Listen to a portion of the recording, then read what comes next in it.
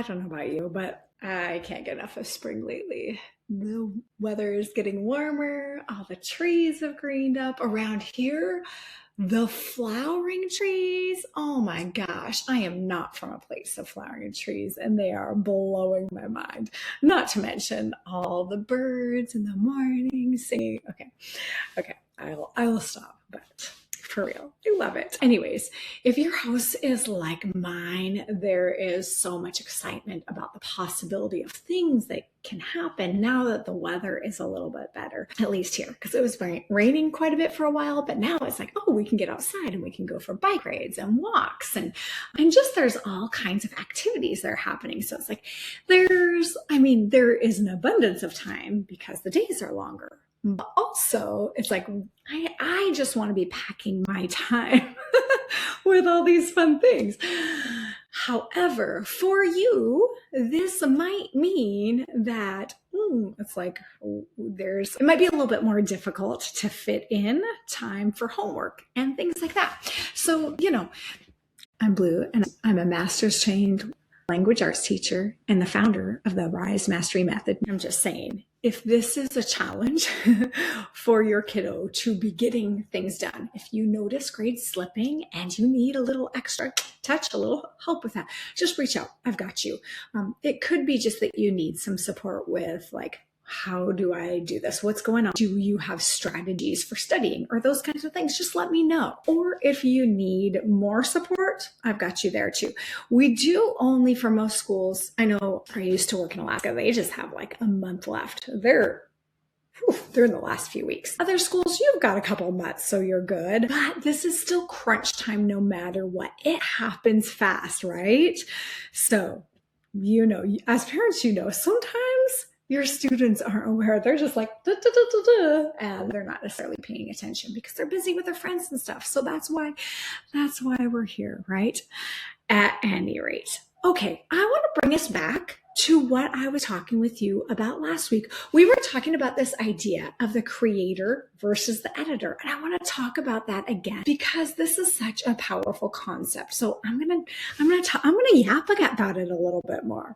I do be loving to yap sometimes, as the kids say. So this is kind of how I like to think about it. When we talk about the creator versus the editor, I don't know how many of you are artists. I used to love to do art when I was in college. I don't know. I don't know why I don't do art anymore. I don't know, but I have so many artist friends and I just adore the skill. I love the art. I just don't do it anymore. But at any rate, if you are an artist, you understand this. You understand that you cannot be putting the final touches on your work if you haven't done the creation. You can't be putting the glaze on the clay if you haven't put it on the wheel yet. You can't be putting the paint on the canvas that is not stretched yet. It just doesn't work. However, our teenagers, our young writers might not understand this yet, that they cannot be editing their work that they haven't yet created. When the idea has not yet come to fruition, they can't be trying to make it perfect. This is the same for me as a teacher as well. As a teacher, I can't be trying to teach my lesson that I have not yet planned. Some teachers, they're just like, I'm not feeling it today, and they'll try to get out there. It doesn't work though. Even as a seasoned teacher, we still need that time for planning if we want to properly implement. It's so important, that preparation work. And this is a skill best taught to our young learners. And by young, I mean the teenagers. I mean high school, which is preparing us in the deepest way for later in life. It's just the foundation of everything. So I really, really want your young learners to get this right from the beginning. So this is what I want to remind us from last week. We're locking that editor out of the room. There is no criticism here. This is when they are going to embrace the ugly writing. I want them to do it ugly. I want them to have permission to get down a crappy copy. In fact, that's what I would tell students in the classroom. Title it crappy copy. And of course that would get a snicker or a little giggle because isn't that the best permission to be a little cheeky? So this is how we do it. When They're coming up with their ideas. There is no judgment allowed. And isn't that the best from their parents, right? When you see them struggling and staring at that blank page or at their document and they feel a little frustrated, it's just like, hey, let it be ugly. And that means what this looks like is I want words to be spelled wrong. I want grammar mistakes. I want you to write as fast as your ideas can come about anything. And I would tell students, I would model this for them. As you're typing, if you're like, I hate this, write it down. If you're like, oh, I'm so hungry right now, I want to take a break, write it down. Just anything. I'm like typing with my hands right now. Or write. Just go, and challenge them to go for 5 minutes without stopping. I would tell them, I'd use the Dory rule. I just watched Finding Nemo just actually this last weekend. It's the first time I've actually watched the whole thing front to back. And so it's the Finding Nemo rule. Challenge them for 5 minutes and so just keep swimming, just keep writing, don't stop. And see if they can go. And if their brain gets stuck, tell them to write I don't know what to write until a thought comes in, and just keep writing on the topic. If they get off topic, write about whatever's off topic, and just don't even worry. There's no judgment. And then see what it is at the end.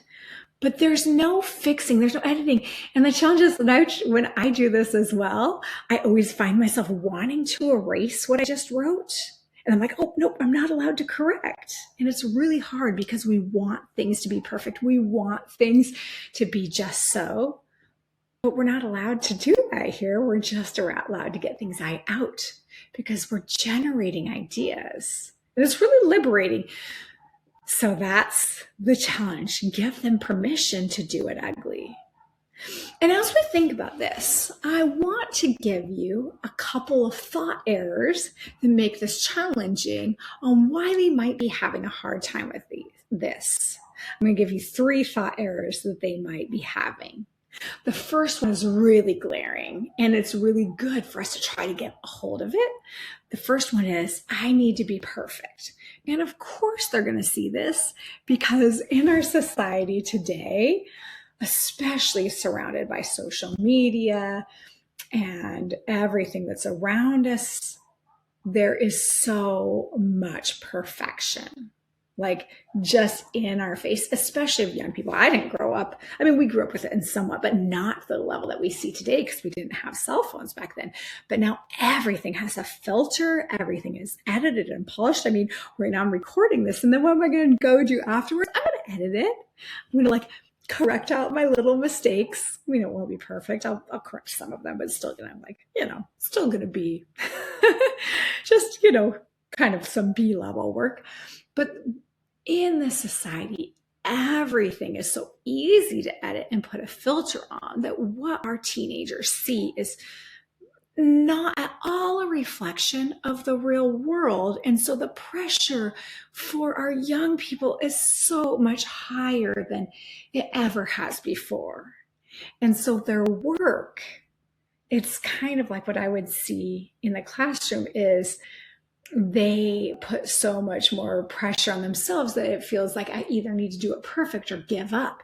And we want to create a space where it's like, no, we can have a middle ground. And so we're going to start from just it can just be ugly. And then we can just progress slowly. And then what we're going to get to is actually it's just going to be fine. We're just going to get to our best, our growth. And number 2 is that there is no actual done in the world of writing. Because there is no such thing as perfect. It's never done. We're going to get to the point where we turn it in and we move on. But in the world of both art and writing, because it can always be better, we don't need to worry about that perfectionism. We're going to go through the writing process and get it as good as possible.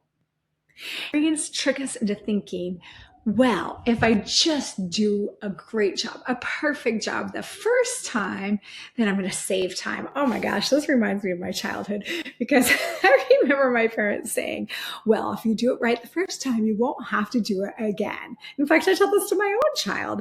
And I mean, that works for like not being lazy with cleaning the bathroom and stuff like that. And it made sense, to be told that as a child. But this is not what we're talking about when we're going through the writing process, because it is a process and we have to start with the creativity. So this doesn't apply. That mantra doesn't apply here.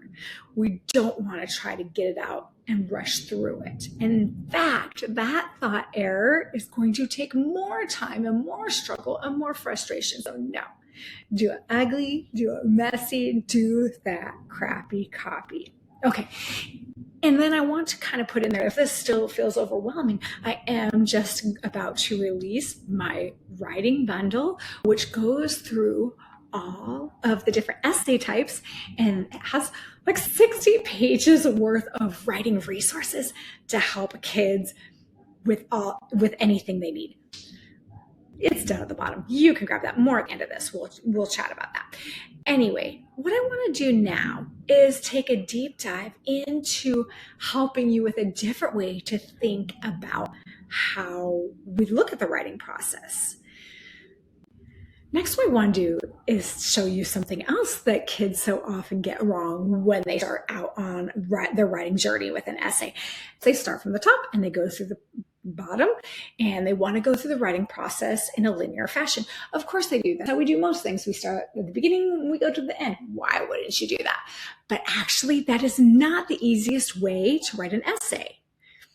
In fact, we don't know enough about our essay when we start writing it to start at the beginning. Here's why. When you write your essay, the hook, the beginning, what grabs your reader's attention is the most intriguing part. It's got to be interesting, but we don't know enough about the essay to know what's going to grab our reader's attention. We haven't discovered the essay yet. We don't have an intimate knowledge of it. We don't know what those body paragraphs are. We just don't know. So how are we going to write the most intriguing part if we haven't written the rest of the essay? Does that make sense? Of course. So this is what I want you to do. I want you to have your teenagers write those body paragraphs first. I want them to discover body paragraph 1, 2, and 3 first. And then they're going to read that. Then they're going to know the essay. They're going to understand it. Then they'll be able to say, now I know what can captivate my reader, my teacher who's going to grade me. Now I know what's going to get their reader's attention. I used to tell my students, hey, you cannot be letting me fall asleep in the first couple of sentences with your essay. You have got to make it interesting. Make me want to read your essay. That's what the hook has to do. So do not write that first before you know what the essay is going to be about. So we call this modular drafting. Modular drafting. That means write it in chunks and make sure those chunks are the meat and bones of it. Write what you know, what's going to be easy first. Make sure you have an intimate knowledge, and then go back and write that most important part, that part that's going to make it stand out to the teacher who's going to grade it, or whoever your audience is. And that will make it so much easier. Okay, but that takes us to the last part. The last part being, what about the tension when you as the parent are like, okay, my kid looks frustrated. We've done some things, but it's late at night. They are teenagers who like to stay up late at night. I have most of my energy earlier in the day, and I can see they're not getting this done, and I am exhausted. We're both exhausted, and there's some friction. Okay, yes, I get it. Their circadian rhythms are to work later at night, and yours are earlier, and everybody is exhausted. What now? Here's what I want you to think about. We all hit a wall at some point. And for a parent trying to help their teen, we obviously know we need to help regulate that for them. So here are some ideas. Notice when those tensions, maybe right before those tensions are starting to kind of like build, and have some strategies. You probably already know this, but here are some anyways. Know when it's time to tell them, like, hey, maybe you need a snack, or maybe it's just time to be done. I know when I have been writing and I'm like, I just want to push through and finish, but I am just up against a wall. I have writer's block and I just cannot figure out that one last creative thing that I need. It's probably just time to go to bed and sleep on it. And then what happens is I wake up in the morning and the best idea has just revealed itself to me. And so just sleeping on it is sometimes great. And sometimes your teenagers need to just be reminded, you're good. You've done so much. Just take a break. Sometimes they won't listen. They're just going to power through. But often that advice is received well. So just offer it and see. For me, I love to get outside and take a little bit of a power walk, get out in nature, as I've mentioned, and that can just move things in my brain. Movement helps stimulate our brain. Fresh air helps stimulate our brain. And that can, just even 5 minutes, but 5 to 20 minutes of that will move things around, move those ideas around, and allow those fresh new ideas to come through. So then if they need to power through, they can get it done. I hope those ideas are helpful. And then if you need more, as I mentioned, I do have that writing bundle just about to drop, and I will have that available for you in the comments. Here's what you're going to get with that. You're going to get the ability to find the resources for any type of essay you need. I've got the graphic organizers for the compare and contrast essay.